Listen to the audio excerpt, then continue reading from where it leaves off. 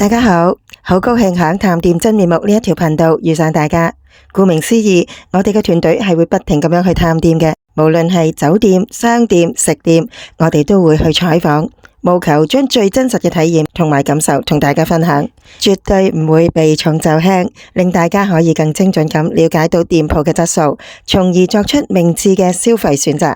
相信大家選擇睇一啲探店嘅視頻，都係希望知道將要去消費嘅地方，嗰一個消費內容係唔係符合預期呢？花錢又花得值唔值得呢？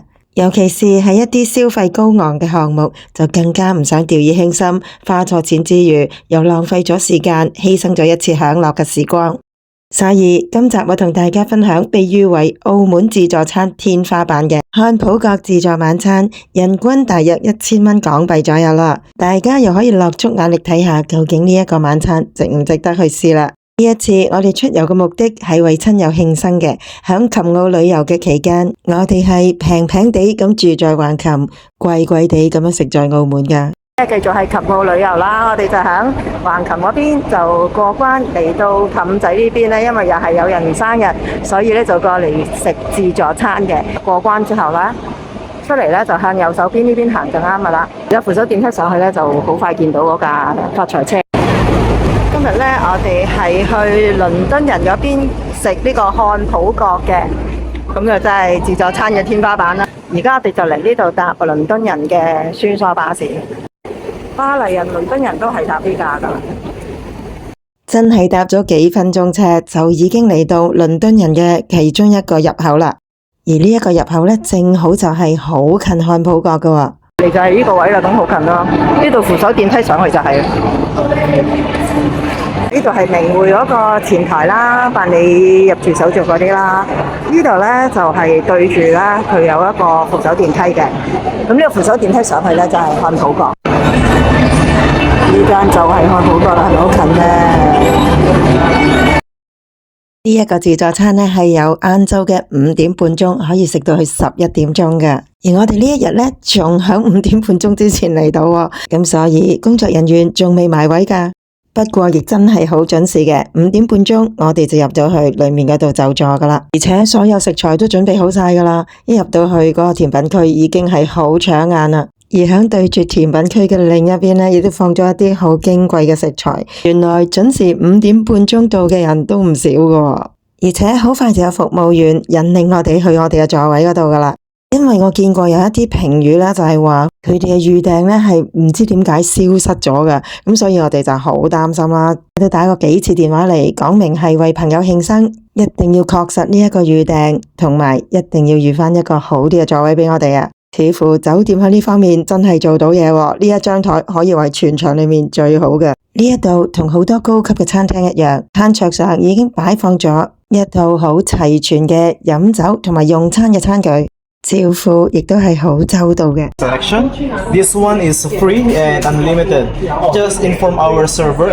其實佢揸住嘅呢一個餐牌，就係我哋可以任點任食任飲嘅餐牌嚟嘅。裏面呢，大部分都係一啲即煮嘅海鮮啦。而我哋當晚呢都好努力咁樣，盡量試多幾款，希望可以俾大家了解多啲，究竟佢裏面有啲乜嘢嘅內容嘅。好啦，唔好講咁多啦，一齊睇下究竟呢晚嘅自助餐有啲乜嘢食啊！我哋就由入門口一見到嘅甜品區嗰度開始講起啊！守住響甜品區入口嘅就係呢一款順德雙皮奶啦，佢係一款非一般嘅雙皮奶嚟噶，因為響上面有好多燕窩啦、花膠啦、木瓜啦、馬蹄嘅爆爆珠嘅。呢一度啦，哇，好靚啊！啲甜品，嘅朱古力啦，其實嚟倫敦人真係要食佢哋啲朱古力，真係好靚嘅。倫敦人嘅朱古力真係享負盛名噶，我哋臨走嘅時候仲問職員可唔可以用呢啲盒仔攞一盒走添啊，咁佢就好大方咁話可以啦，於是我哋就每人就攞咗一盒仔啦。跟住落嚟就梗係甜品必備嘅雪糕啦，呢一日咧就提供咗6款嘅口味嘅，比較特別嘅就係有芝士蛋糕味啊。另外大家亦都可以加翻一啲水果同埋自己中意嘅醬汁上去嘅。然後落嚟咧就真係驚喜處處啦，因為佢哋嘅甜品真係整得好靚噶，而且亦都睇得出係用好高成本去製作嘅添啊！呢一度每一件甜品都能夠睇到創作者嘅心思，而且仲帶有滿滿嘅華麗感啊！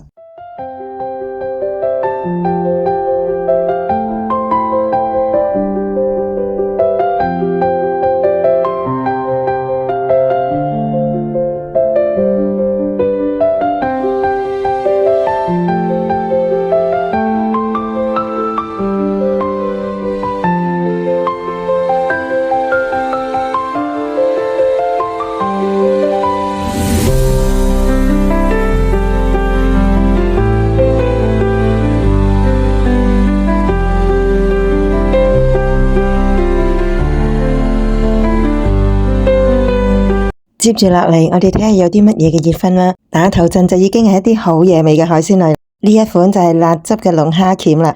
響佢後面嘅咧就係軟殼蟹，同埋幾大隻嘅椒鹽瀨尿蝦條。如果你中意食椒鹽味嘅話，呢一度仲有椒鹽焗海螺噶。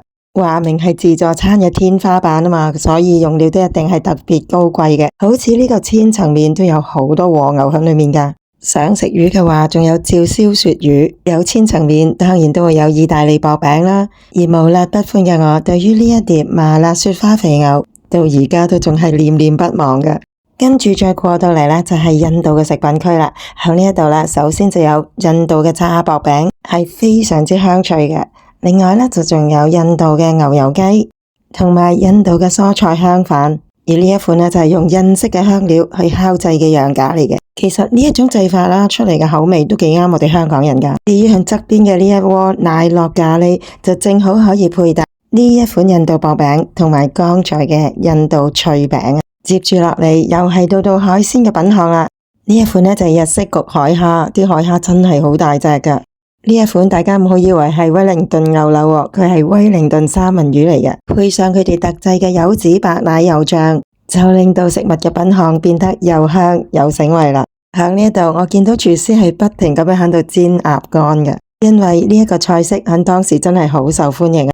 當然咁天花板嘅自助餐，梗係唔係淨係求其夾起一塊煎好嘅鴨肝俾客人啦，而係喺上邊仲加咗好多嘢嘅。我諗大家都睇到啦，有一片好大片嘅黑松露，再配上士多啤梨醬同埋紅酒汁噶，所以我即時都忍唔住攞返一碟先啦。呢一款大嚿嘅就係約克布丁啦，睇落好似好飽咁，所以我係冇試過嘅。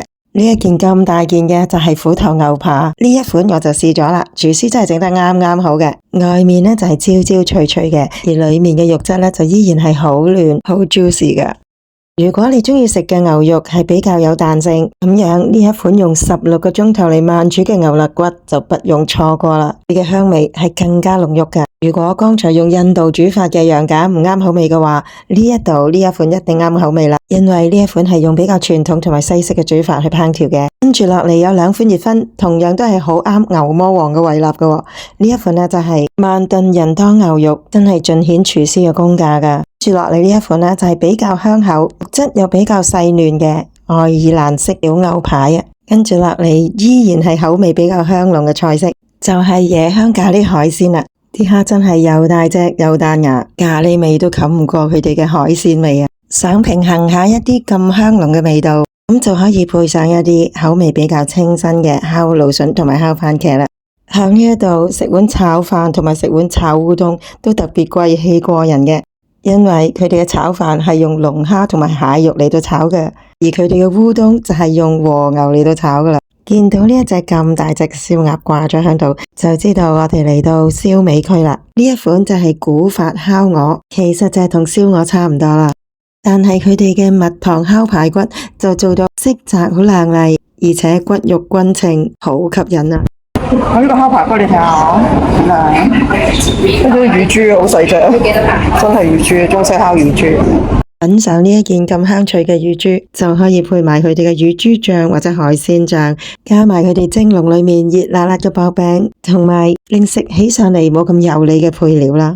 跟住落嚟就到大家覺得好容易回本又好鍾意食嘅冰鎮海鮮類啦，真係唔使多講啊！去到呢一個價格嘅自助餐廳提供嘅海鮮，選擇多之餘，響質素方面亦都係更勝一籌嘅。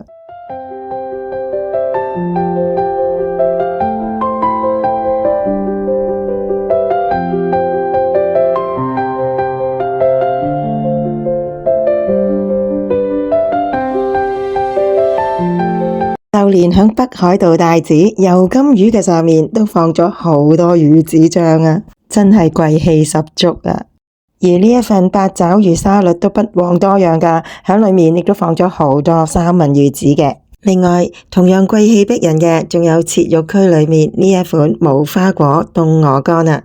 鵝肝大大件，又厚切，入口即溶，又甘香，絕對係必食之選嚟噶。食自助餐響冷凍食品區，當然唔少得新鮮嘅魚生啦。當晚供應嘅魚生就有三文魚、黃鰭吞拿、北寄貝、阿根廷紅蝦、油甘魚、刺身帶子同埋八爪魚，通常同刺身拍住上嘅就係壽司啦。呢一晚嘅壽司卷就包括有芝麻素卷啦、煙三文魚卷啦、加州卷、牛肋骨卷同埋鰻魚壽司嘅。咁大塊啊！黑松露好勁，係咯。我個朋友揀嘅食品就真係滿滿黑松露嘅，所以佢喺度真係讚口不絕噶。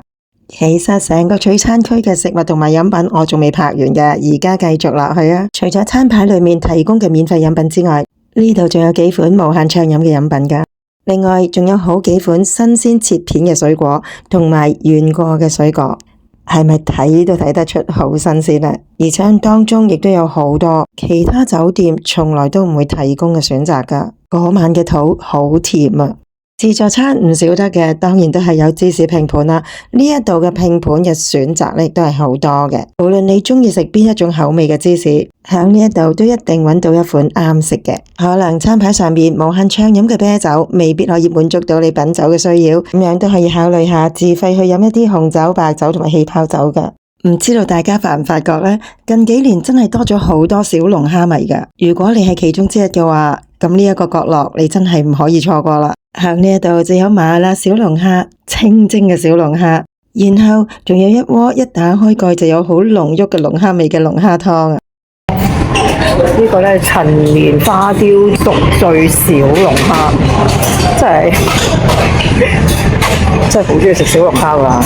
而且仲有冰鎮嘅小龍蝦可以揀添嘅。而喺下面呢啲細細碟嘅小食呢，就係蘆筍拌象拔蚌嚟噶。蘆筍同埋象拔蚌好夾，因為真係都係咁鮮嫩啦。龍蝦嘅菜品仲未完噶，喺呢一度仲有兩款即做嘅麵食，款就係辣肉醬柳紋麵拌小龍蝦，另一款呢就係香辣小龍蝦拌麵啦。呢兩款呢都係帶有意式嘅風味嘅，不過如果你中意食湯粉麵又想食中式嘅話呢，呢一邊就有更多嘅選擇啦。中式麵條嘅選擇就有3款啦，而配搭呢啲粉麵嘅材料呢，亦都係非一般咁矜貴嘅，包括有波士頓龍蝦丸啦、龍躉魚片啦、帶子啦、大蝦等等。而湯底嗰方面亦都好講究噶，除咗有清雞湯之外，仲有龍蝦湯去做湯底添。仲想要再貴氣啲，冇問題嘅，不過就要排隊啦，因為呢度有一輛餐車係供應一紅一黑嘅魚子噶。如果客人冇特別講明要邊一款嘅話呢，職員就會每人俾2塊裝滿魚子嘅碎片，2紅2黑嘅。因為當晚我哋係4個人去用餐啦，所以我哋每款就要咗4塊，每人試下1塊先啦，諗住遲啲就再過嚟攞過啦。不過我就想俾個 tips 大家啦，呢一架餐車唔係成日都喺度噶，佢只係供應一段時間嘅啫。我哋想翻轉頭再攞嘅時候，佢已經消失咗咯。雞蛋過敏唔好食喎。雞蛋過敏唔好食。職員係講緊佢加咗雞蛋醬嘅嗰一啲啫，所以黑魚子我覺得大家應該排多幾次隊，攞多幾碟試下，因為佢哋嘅魚子醬就係當晚咁多種食材裏面嘅其中一個亮點啊。當然啦，呢一餐咁貴價嘅自助餐，亮點又點止一個呢？任食嘅即煮海鮮同埋任食嘅佛跳牆都係呢一個自助餐嘅回本位啊！當晚我哋都叫咗好多次龍蝦啊、蟹啊、老虎斑嗰啲啦，不過而家呢一刻梗係要快啲品嘗佢哋嘅魚子醬脆片先啦。大家都睇到啦，職員真係將啲魚子醬擺到好滿噶。而廚師喺佛跳牆裏面放嘅料一樣都冇手軟啊！幾大個花膠味，跟住有咁大隻鮑魚，跟住仲有海參，哇！仲有咁大塊冬菇，仲有海參，哇！呢個佛跳牆你要食。呢一個佛跳牆裏面嘅選料真係好上乘，尤其係女士們一定要食啊！至於喺即點即煮嘅龍蝦方面呢，我就提議大家選用蒜蓉粉絲蒸，就比起用芝士焗好好多啦。一定要記低啊！呢個蒜蓉粉絲係超好味啊！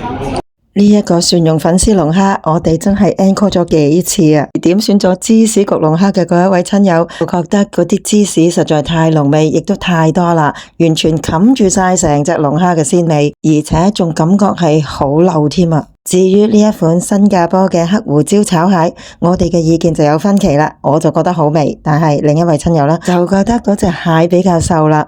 不過我呢一隻蟹真係肥美喎，所以結論係好食同唔好食就要睇嚟到嗰一碟蟹本身佢嘅質素啦。跟住落嚟呢一款呢，就係四川風味辣汁煮老虎斑片啊，都係即點即煮嘅海鮮類。四川麻辣嘅斑片係非常辣。